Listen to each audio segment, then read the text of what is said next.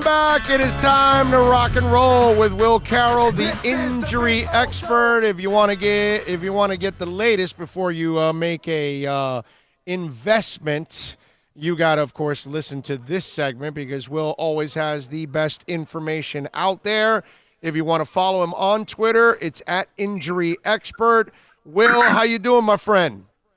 I'm doing great, better than most of the NFL players. You know, for a lot of guys, they're getting ready for some playoff games, but for more guys, they're in line for surgery. There has been just a crazy number. There's always a line right at this point of the season. The guys who made it through the season knew they needed something, but the medical staff got them through somehow. I haven't seen this amount in quite some time. I don't know if it's actual or whether it just seems that way, but I've been talking to doctors the last couple of days, and it's like, well, he was in, and this guy was in, and I don't know how this guy made it with a torn rotator cuff all season, but it's pretty nuts. All right, so then what you're telling me is that load management is a bunch of load of crap.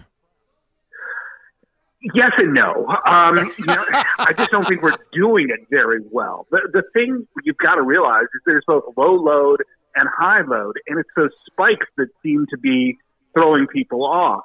In football, look, let's face it, trauma is the big problem, and load management isn't going to help when you get hit by a truck. Yeah. So I just think we're in the very early days of it, and I worry that the term being misused is going to lead to the concept being abused. Load management in and of itself, absolutely true, especially once we get into baseball season. But nobody seems to know what they're doing with it, and it's become a buzzword without a real meaning. All right. There aren't like a ton of real serious injuries in the playoffs, which is actually a good thing for the four teams that are left. D4 dealing with a hamstring, likely to play. Serious, not serious? What's the deal? Certainly bothersome, but he'll definitely play. He's going to be out there. The one injury that I'm really watching, a lot of people are asking about Ford and Kittle, who's basically they're just resting him. The fact that they're saying ankle is because he's broken it earlier in the season. The guy I'm really watching is Adoree Jackson. He's got a foot problem, and there's not a lot of detail on it.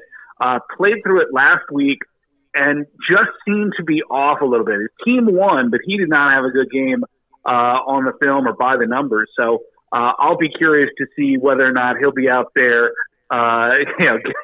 getting the Pat Mahomes treatment. If there's a weakness, Mahomes is going to find it, and there might be one staring him in the face. How about Adam Humphries with the ankle? That's a possession guy that they could use. Yeah, definitely. I'm really waiting to see whether he practices today. He was out there yesterday, but they called him limited. He wasn't able to run all the routes. So I think what we're going to see from him is a lot of curls and slants, because you don't have to really do a whole lot to that ankle to be able to cut inside, cut outside, hook around, just kind of find that spot. So there'll be adjustments. He's not a guy that needs to be out there running routes like a Juju Smith-Schuster, or that'll be so held back the way Julian Edelman was. I think Humphries will be out there. I'm just not sure if he's, if he's 80%, that's one thing. If he's 50%, that's a whole different thing. So I'm going to be waiting for that practice report a little bit later from now. What can you tell us about Zion's return? And they're saying it's not a minutes restriction that they're going to put on him, but they're just going to, watch him and then see how they pace him. So walk us through where he's at, and then what did they do with his, I don't know how he walks and runs and all that they were trying to reteach him so he doesn't get injured. What is it that they're doing with him? Because obviously this is a cat that plays with a lot of force, and that's where I worry about him even staying healthy in this game. I don't think it's that, because he hasn't had a lot of injuries. Sure, he had the shoe blowout, that's one thing, and he had a meniscus tear. Tons of guys have this and play through it for years and years. Even in the worst case scenario, Dwayne Wade, they pulled his meniscus when he was in college, which was a very common thing, but it's like driving around with shock absorbers. There's going to be a cost down the road, and that was Wade being 3 or 4 hours before a game getting ready, and then 3 or 4 hours afterwards trying to minimize the damage. Williamson's not to that. They just saw that when he walked and ran, he was putting more force on his knee than you would expect. So they got the lasers out. There are devices that watch how you walk, gait monitors that use lasers and cameras and machine learning, pretty high-tech stuff. And they just basically retaught him running mechanics. And they think that will really help him. So they'll be watching him. It's not normal to him now. He's still having to think about it. And this is kind of the whole walking and chewing gum thing. It's one thing to be on a machine telling you whether you're walking or running right. The whole other thing to not think about it, to get out there and do what he can do on a basketball floor. So in the short term, I'm not worried about him at all. I don't think they're going to risk him very much. I think there'll be in essence a minute restriction. But long term, I really think they're overdoing this. To me, this is ultra conservatism from an injury standpoint. I get that you're going to try to maximize this guy, but if you're New Orleans, if you've been through this whole Anthony Davis saga over the last 2 years, why do you really care where Zion Williamson is going to be 10 years from now? I'm not saying Zion shouldn't care about it, and certainly he should thank New Orleans and put a little goodwill in the bank for them having done this. But the fact is, he's probably not going to be there when this is really a problem. And if Zion Williamson has a problem 5 years, 10 years down the line, I'll be a little bit ticked off that we missed some of the games on the front end of his career. All right, good stuff from Will Carroll, the injury expert. Will, by the way, do you know anything about Justice Winslow? Because he had this back issue, then he came back, and then apparently something happened again, and now he'll be reevaluated in a couple weeks. He's been very injury prone. Do you know anything on what's going on with Winslow's back? Yeah, this is a tough one. Backs, for anybody who's just woken up the wrong way, you do have to worry about this. Nobody from Miami is saying this, but it sure sounds like it's more than just a bone bruise down there. And that's what they've been saying. When he missed, 10, 15 games earlier before coming back last week, it was bone bruise. This reads a whole lot more like a disc problem. And that's the worry that I have. If it's a bone bruise, I'm worried that it's not what we think of, that he fought with it, that there's actually something in the kind of the structural area that he's putting more pressure on it. And obviously any spinal thing for a guy, what is he, 24, 25? Yeah. It's certainly worrisome, but you think about all the force, the up and down, those kind of things get problematic. I do worry. They're not saying anything about discs, which is both good and bad. If it was a disc, we understand it, we know how to fix those. If the discs aren't working and we have a structural issue, if we hear bone bruise with a knee, you start thinking, well, the meniscus is probably given in, the cartilage is problematic. When that happens with a spine, that's very, very bad, and I'm hoping that's not the case here. All right. Well, let's get through this one here. With Tua, Lee Steinberg came out and said that Tua will be ready to throw before the combine, and that he'll be able to throw 40 to 60 times. So what limitations could we expect? How healthy is he at that point? What kind of an assessment can you make on that? I know you don't have the meds and all that, but what's the average for a person that's going through this kind of a rehab? Well, here's the thing. We don't really know. I've got a very good idea of what they did and why they did it. If your idea of what happened to Tua is Bo Jackson or grandma's hip replacement, very, very different thing.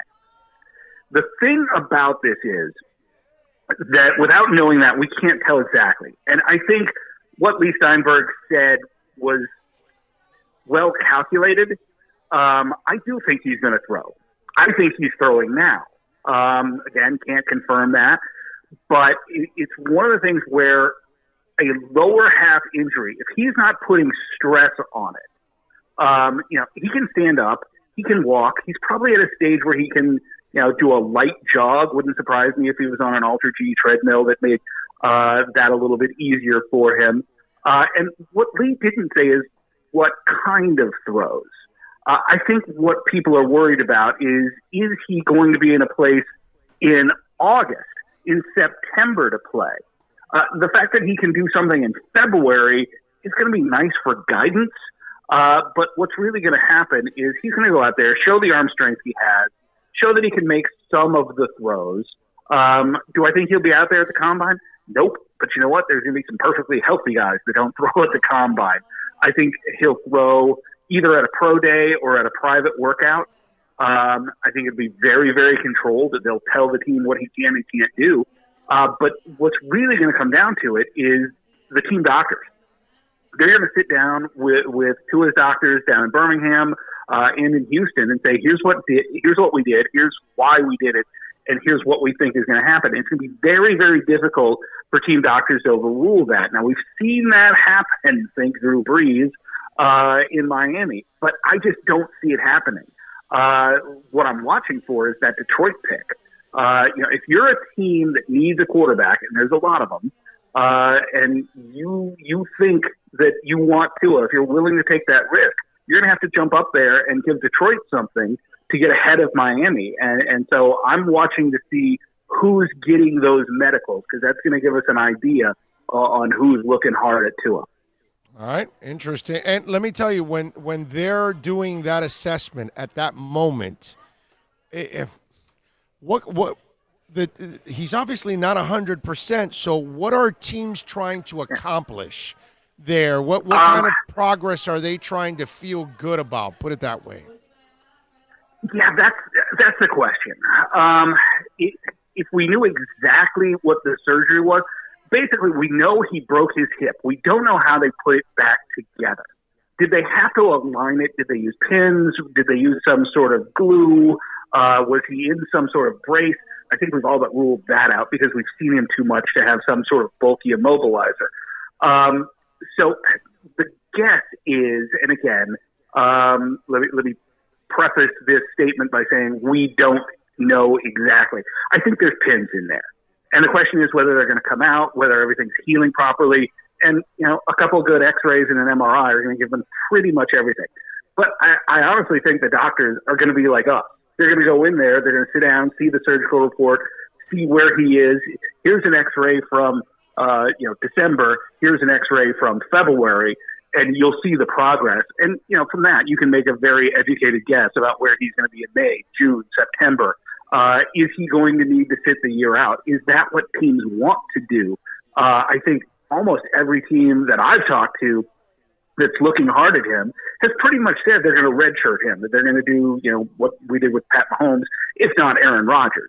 You don't want to have to push that guy out there the way that the Bengals are going to do with Burrow, because he's going to become the face of the franchise from day one. I think a team like Miami, a couple other teams, they don't have to do that. You could go with a Ryan Fitzpatrick for a year, and then maybe by November you're ready to showcase him for a couple of games and show the fans why they want to buy season tickets next year. Follow him on Twitter at Injury Expert. Nobody brings it like our man Will Carroll every single week, normally at 2:30, by the way. This week he was able to accommodate us, and we appreciate that. Will, as always, my friend, appreciate you, man. You be good out there, and thank you for taking some time. We'll catch up next week, my friend. Anytime, Mo. All right, baby. Be good. There you go. The great Will Carroll, man. Always love having him on and talking. And I figured we'd talk a little Tua there, right, and get a little Justice Winslow. Something that is really important because Lee Steinberg coming out this week talking about Tua and what kind, that he's going to throw. Got to talk to Will about this and what kind of progress is being made. At that point in time, he's going to know about this a lot more than you and I, obviously, because this is what he follows. Let me tell you a little bit about EJD Construction, because Eric and John, this is one of those great companies. And again, tell them that Big O sent you, 305-318-4978, not a handyman, okay? We're talking about custom home construction and major home remodeling. Whatever you want to add an efficiency, you want to add a new room, you want to maybe split up a room, improve the kitchen. I don't care what you want to do, folks. Anything and everything. You want the TV to come out of the roof, they can do it. EJD Construction, 305-318-4978. Fully insured, $2 million in liability, $1 million in workers' comp. They didn't pick up a couple dudes at Home Depot and then show up at your house. No, it's not how it flies. These are guys that have been at this for a long, long time, working on properties that are worth hundreds of thousands of dollars to millions of dollars. Call the people you can trust. Tell them that Big O sent you. EJ Deconstruction, 305-318-4978, EJDeconstruction.com. All righty, we are back at 2:30. Michelle Kaufman is going to join us at the bottom of the hour, so we'll have a little fun with Michelle. We'll talk all things Inter Miami, our Inter Miami report. Plenty of things to talk about with Mrs. Michelle Kaufman. If you want to get in on the accidentlawfirm.com text line, it's 786-322-1105. That's 786-322-1105. If you want to get in on the program as we take you, of course, till about 4 o'clock.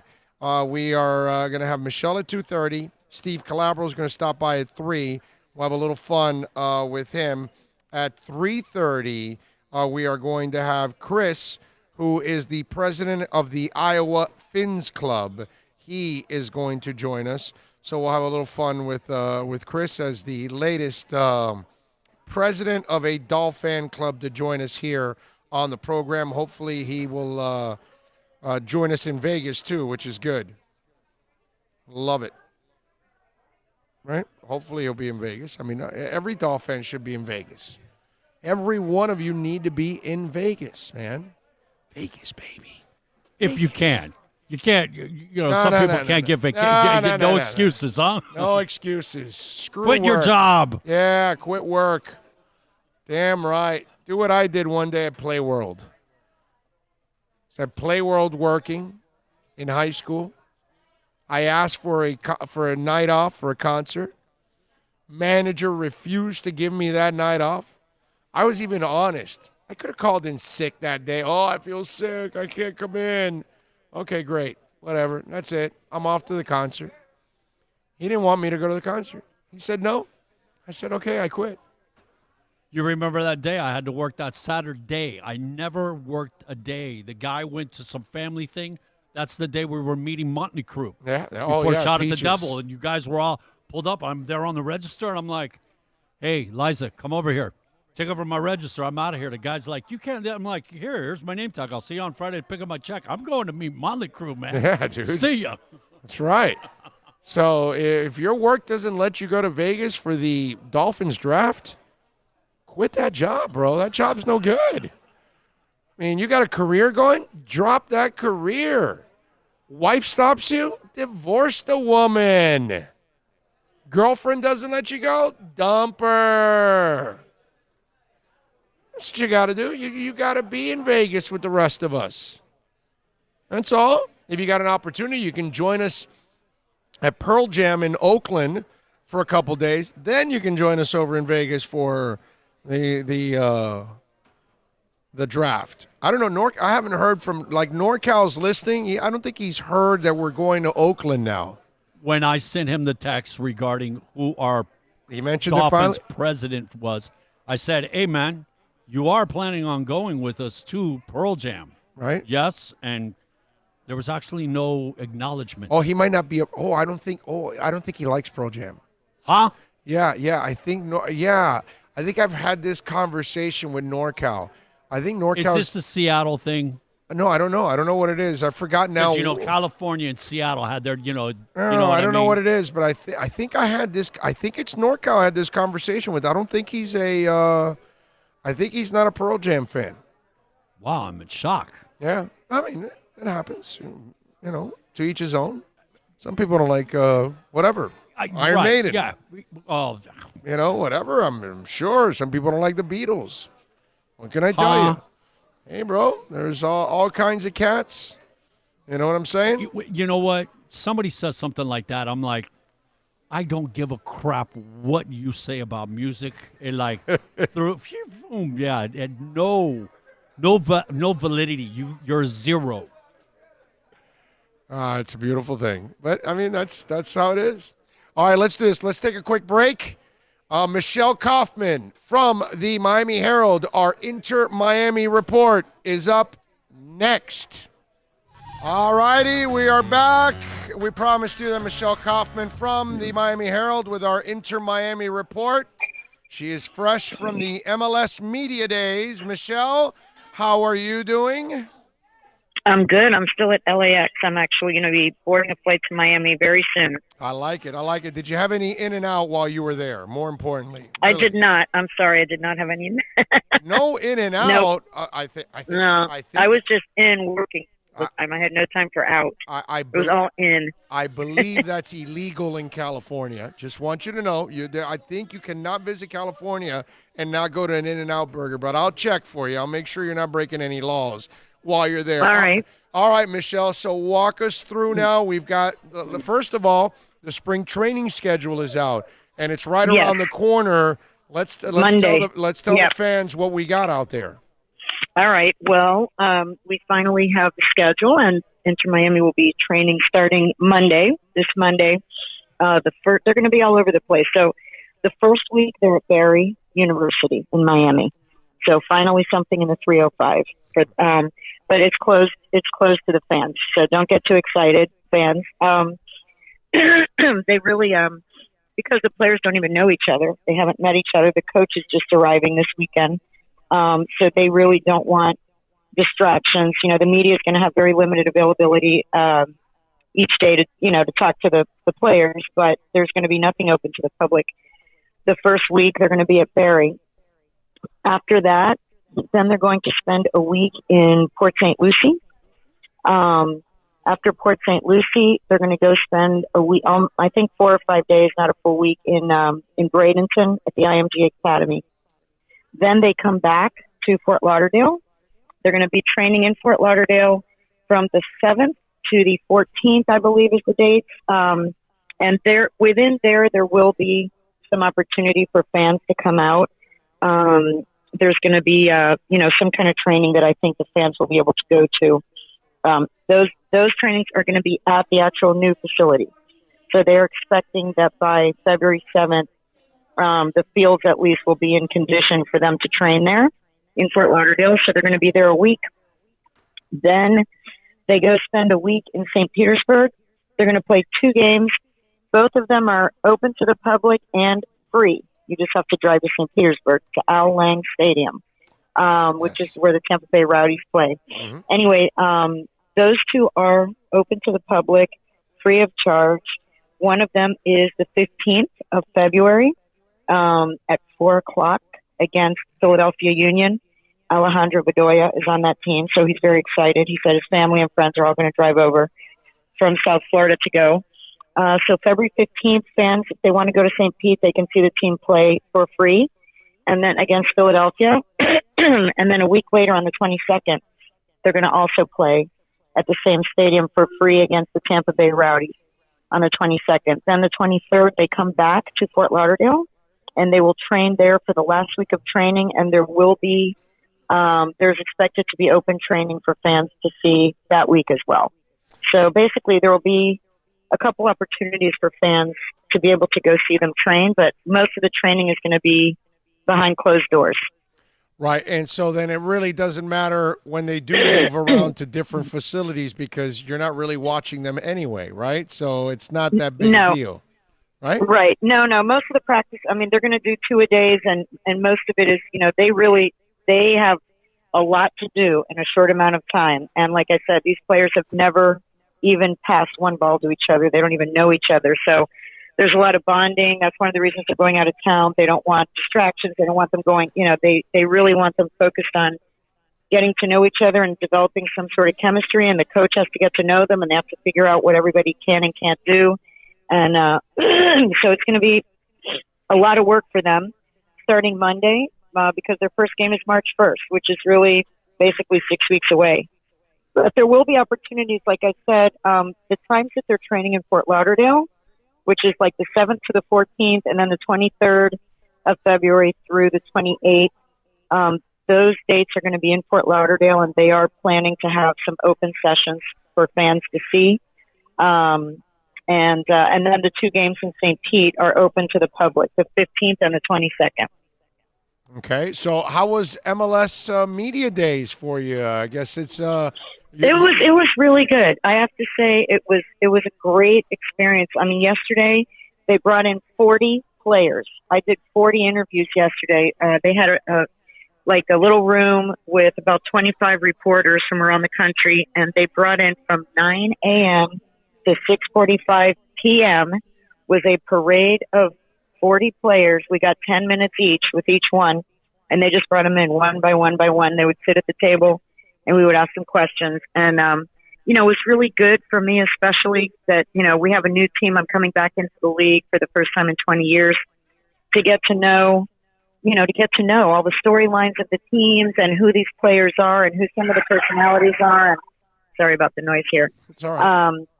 But it was really good. It was a very, very good experience, and I really feel like I did a lot of homework. You know how when you go to cover your Shrine game and the different things you do for prepare for the draft and stuff, you just go and everyone is in one place. Yeah. And it's really very, very, very helpful for me as a reporter to be there. You never got to do this with the Fusion, right? That stuff didn't exist in those days? Oh, no. The league has grown up a lot. I mean, the league has grown up a lot. It's very, very professional. I mean, it was done at the Bank of California Stadium, which is absolutely beautiful. I see. Really gorgeous stadium. Your Twitter picture, you got you're showing it off there in the Twitter. Oh, yes. Yeah. I got my new picture there. It's a beautiful, beautiful state-of-the-art stadium. It's kind of the gold standard for soccer-specific stadiums now, and it's really, really, really nice. And so they had 38 TV networks were here, U.S. and international, all set up with studios, and then there were like photo shoots. Even GQ was here doing a photo shoot, and then sponsors, Adidas and all kinds of sponsors were here to do their photo shoots and their advertisements and their commercials. So it was basically a 48-hour media and marketing event, for the 40 players that were there, plus some of the coaches. I got to chat with Bruce Arena for a little while, one-on-one. I got to talk to Bob Bradley, and it was just a good time to come out and just get reacquainted with the league executives and get acquainted with 40 players from the league, which is really fantastic for me because I haven't really covered MLS in a long time. And so I got to see, who are some of the really interesting little characters like CJ Sapong from Chicago Fire, definitely the most entertaining of all of the players. He's really, really fun. Worth following on social media. He's very funny, very engaging. And I got to spend some time with the 2 Inter Miami guys. So I got one-on-one interviews, which I wrote about them. It was in today's paper with Matias. They call him Mati. If you want to be in with him and be cool, it's Mati. No one calls him Matias. But Mati Pellegrini and Julian Carranza, the 2 19-year-old Argentine players who were the first 2 signees. They were the 2 guys that Inter Miami brought for the media day. And I got to spend time with both of them. And they're super young. I mean, they're my daughter's age. It was so crazy. I was interviewing them, and I'm thinking, they are 19. They are my daughter's age. They're children, But they're both really excited. They both talked about how they had opportunities to go to European clubs, and they chose to stay in MLS because they just feel that MLS is really growing a lot. It's a great opportunity. They were very impressed with what Inter Miami was offering, and there are a lot of more and more Argentine players in this league. I put in my story today, there were 33. Last season, there were 33 Argentine players in MLS. Mm-hmm. It was the largest foreign contingent outside of Canada, which had 39. But there were 33 Argentine players in the league last year. So with these 2 plus whoever else, it'll be more than 35. And they said that, this was a recurring theme the whole day in the interviews, was that a lot of younger players and players, in their mid-careers who really would never look at MLS as a place to go, they are now looking at MLS over Mexico. They're looking at MLS, especially the South American players would tend to go to Mexican League, Liga MX over MLS, and now they're choosing MLS, equally or sometimes in favor of. And they were just saying that they feel that the league reputation has gotten a lot better, that the league has matured so much, and that the more good young players that come who are in the prime of their career or rising talents, that it's only going to make the league better and better. And while, we love to have some of the star names that we recognize and everything, it's these younger, really talented young players that are going to help build the league. Well, Michelle, how do we compare in salaries from Mexican League to the MLS? It's not that different. Okay. The MLS, some of the MLS, if you're a DP, you're going to get good money over here. So, for example, this Matias Pellegrini who came over, his transfer fee was, I didn't see the books, but it's been reported in many places that it was $10 million. Oh. So if they're paying $10 million for a 19-year-old kid in Argentina, that's big money. That's big money. Yeah, that's huge. And your article, you have him there standing with Kobe Bryant, right? Yes. They had a sponsor event that Kobe was involved in, and he's a huge soccer fan. So he came and he hung out with the players, and then the players also got to go to a Lakers game. They went to a Lakers game against the Orlando Magic. Like all of them, in fact, they were in my same hotel. All the players were, and they were gathering in the lobby to get on a bus to go to the game, and it was fun to see them all. They all look like professional, star soccer players. They all have, crazy hair, and they were dressed in really cool outfits. Some of them had very, attractive girlfriends, and it looked like the real deal. It did not look like the tutor-in after the Miami Fusion games. It was, the league is much more glamorous and much more grown up than it was back then. I'm not saying that wasn't fun. That was a lot of fun, but the league is very, very professional now. It's very different. Yeah, no, well, now they have money. Let's be honest. They have right? money. Yeah. Yeah. It's actually a profitable league now. That's the thing that all of our leagues have always been losers at the box office, and right now it's different, man. They've got their TV deals, they've got their marketing deals, they've got. Really, they draw better. What people don't realize is that the MLS draws on average better than the NBA and the NHL per game. So it's, obviously soccer it's arrived finally. All that stuff that we kept talking about, hey, it's coming. It's arrived already. Now, it's not what the three major league sports are, but it's going to be number 4. It's number 4 already. It's number 4, I think. Yeah. Well, my prediction is it will be number 3 in 10 to 20 years. When we get into the 30s, you're going to see that MLS is definitely going to pass baseball up. There's no doubt in my mind. In the next 10 years, soccer passes baseball in this country. No doubt. Yeah, they were telling me about some of the surveys that have been done, some very serious polling that they've done, and in the age group of 18 to 34, when people were asked what are their favorite sports to watch, it was football number 1, basketball number 2, and soccer number 3. Right. So you in the 35 right. Millennials, millennials and Generation and Zs. The baseball is it's not even on their radar. Okay. Right. The problem is us. We grew up with it. They think that way, and it's just not that way anymore. Not for young people, man. Baseball's not even on the radar, and that's where baseball doesn't get it. Where soccer has. Soccer again. They made a lot of waves with their video games, just like basketball and just like football. Obviously, baseball video games are not anywhere near FIFA and all these other games that are being played by kids, Right. No, it's very hip. I look at the LAFC, their fan base and everything. It's young hipsters. It is young hipsters. It's urban. It's very urban. It's very hip. It's very cool. All of their marketing and everything. And you look at the Miami Fusion. Look at me. Look at me. How old I am. The Inter Miami. If you look at the Inter Miami Instagram page right now, they haven't even had one practice. Okay, the Inter Miami Instagram page has 470,000 followers. 470,000 followers. Which I was looking. Actually, I'm doing my own little research here before you called, and I think it may be top in the league, in the entire league already, without one practice. So, but they're very. By the way, I bet it has more than the Marlins Instagram.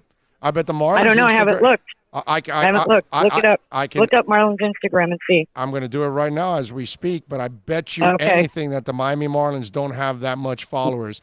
Oh, they have 470K. How much do they have? 470. Exactly. Exactly the same right now. So they're going to Really? so they're going to pass up the Marlins now. Okay, but the Marlins have 470. I'm impressed with that. Yeah, no, it's actually pretty good, no doubt. That's good. Yeah. That's good. So anyway, but the MLS and Inter Miami in particular, they've been really good about their social media. All of their marketing campaigns are geared toward hip, young people, the immigrant community, the urban community, the cool community. It's definitely on the rise, and I saw a lot at this 48 hours of marketing and media here. They're doing the right things with the league, and I really liked the players that they brought in were good speakers, very interesting guys, and they're all excited about the Miami team, by the way.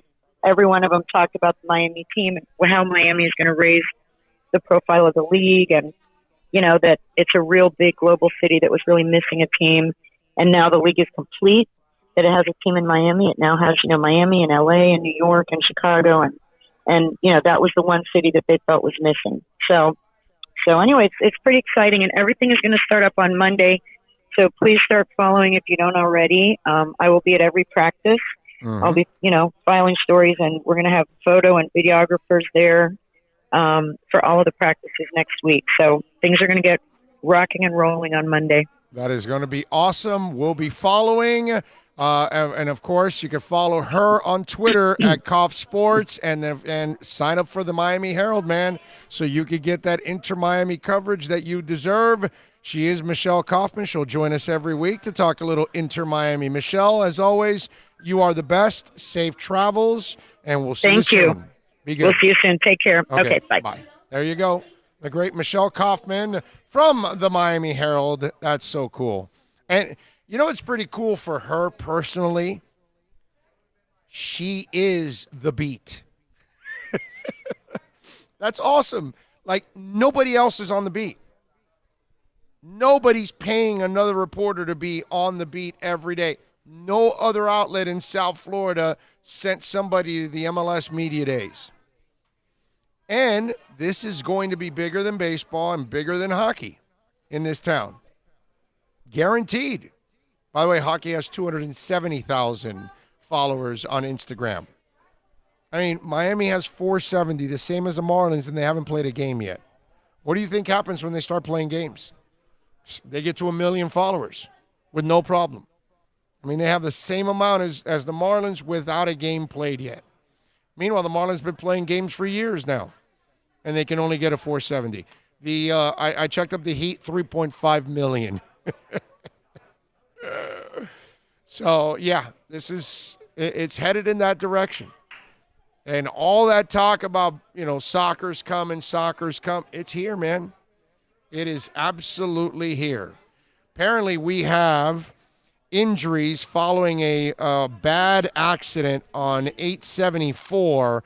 There's a massive police-involved accident that has closed traffic on 874 in Southwest Miami-Dade.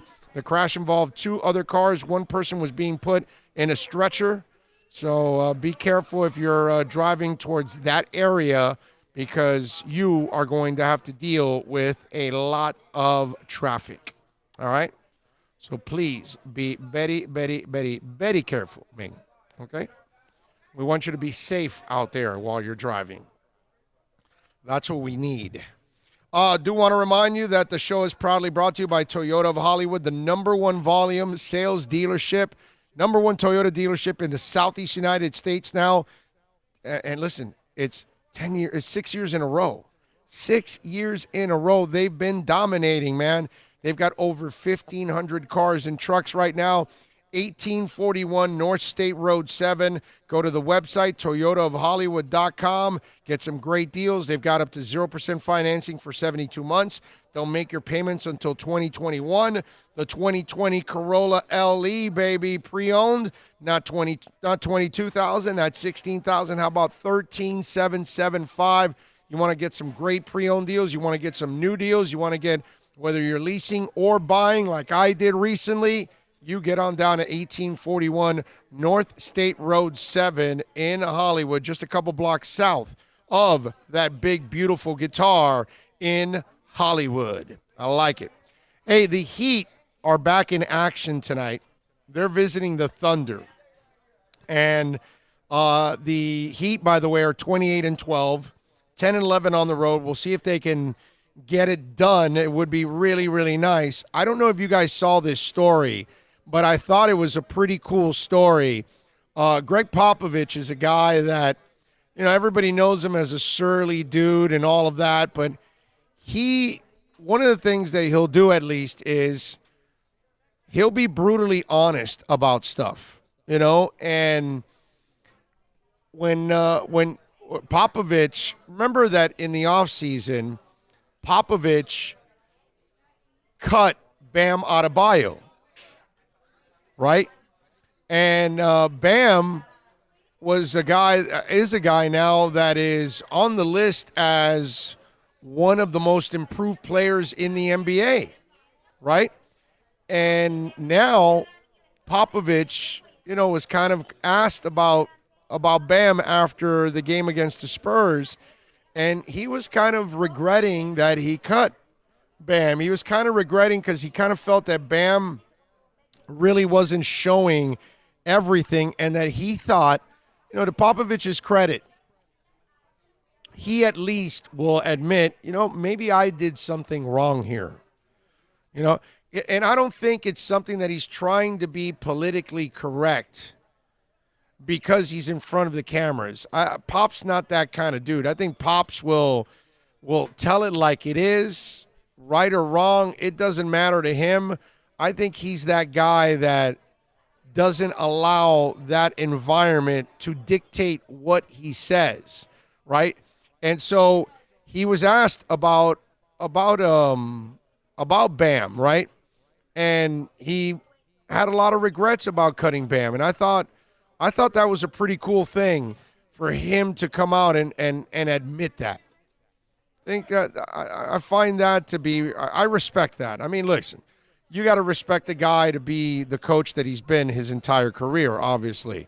But when he comes out and starts to elaborate a little bit on cutting Bam, and he sees Bam now, because obviously Bam's turned into an all-star.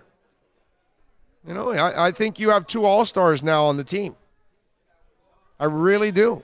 I think that's the way Bam has played. And when he got cut from the FIBA World Cup, he says, he's actually, from what I see, a different player now than what he was when we had the tryouts. In general, when I said he wasn't quite ready, he didn't show what he really could do. I think it was maybe a product of the guys that he was around.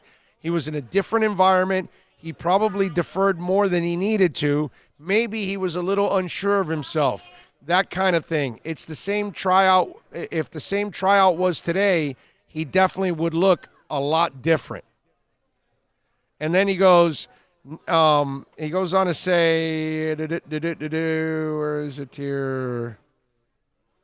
He goes, now that you see him during the season, I've shaken my head several times. That's not the guy we saw during the tryout. Maybe that was my fault. Maybe I should have done it differently so his skills come out. That's pretty cool. I like that. And I got to tell you something that I don't blame Pops for doing what he did, but here's the twist to all of this. Maybe it was a positive. Not for Pops or not for the national team, but maybe it was a positive for Bam. Maybe Bam would not be as good right now without that cut. Because maybe he realized that moment like, hey, I got to assert myself. I got to do more because I just got cut from the national team and I belong there. Because maybe in his mind's eye, he felt like, hey, I belong there. But then when Greg Popovich cuts you, that's like, whoa, am I really that good? Maybe I'm not that good. And maybe that made him refocus a little bit more. Maybe it fast-tracked this development a little bit more. I don't know. I don't think any of us can really answer that. But there is a chance that this might have been a motivational thing for Bam when it's all said and done. That, okay, depressing that he couldn't stay there with the national team, but it gave him fuel to the fire. Go a little metallic on you. You know what I mean? Give me fuel to the fire. So which I desire. Exactly. So if maybe that's what it was for Bam. He walked out there and said, give me fuel to the fire. And there he goes. And he takes off. Pretty awesome. I mean, he's been fantastic for the Miami Heat. He really has turned that corner that a lot of people were hoping that he would turn. That corner that I remember Alonzo Mourning, bragging about him. And you kind of, when Alonzo bragged about him, it was one of those things like, well, okay, you're a company guy and you're going to say positive things about whatever draft pick you get. You know what I'm saying? It's just normal that you're going to play the politics. Zoe's not going to come out and say, well, I don't really like that draft pick we got. Not going to say that. So it's hard to really take him serious, right? And listen, I think we all like Bam talent-wise, but we weren't sure if he can refine it the way he has. And that was the unknown, and he has. He's refined it. He's done a great job. He deserves to be a all-star type player, and the Miami Heat ended up drafting a guy that they've developed into an all-star. That's pretty awesome, man. That is pretty freaking awesome. And we still have a couple of guys left. What can Duncan Robinson turn into? How much better can Tyler Hero get?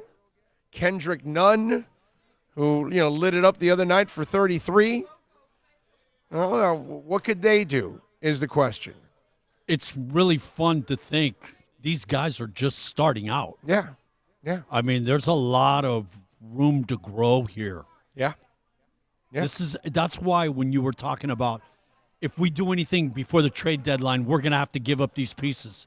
Don't want to do that. No. Love these pieces, man. Yeah, no, ride this out. Let the contracts expire.